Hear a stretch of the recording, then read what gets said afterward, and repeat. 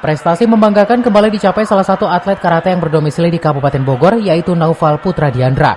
Berhasil meraih prestasi terbaiknya dengan berkontribusi medali emas pada kejuaraan nasional Kejurnas Karate Piala Umum PB Forki yang berlangsung di ASBSD Tangerang beberapa waktu lalu.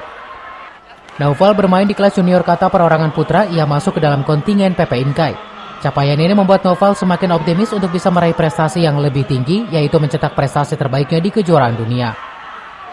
Sementara itu, Deddy Supriyadi, ayahanda Naufal Putra Diandra, mengaku bangga atas capaian yang ditorehkan Naufal.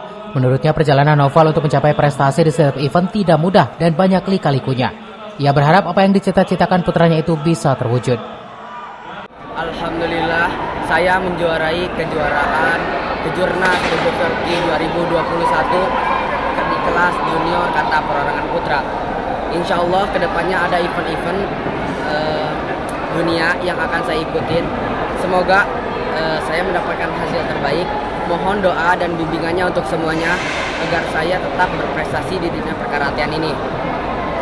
Dari Inkai untuk Indonesia, dari Kabupaten Bogor untuk Indonesia. Salam karate. Dari Kabupaten Bogor, Cevi Suryadi melaporkan.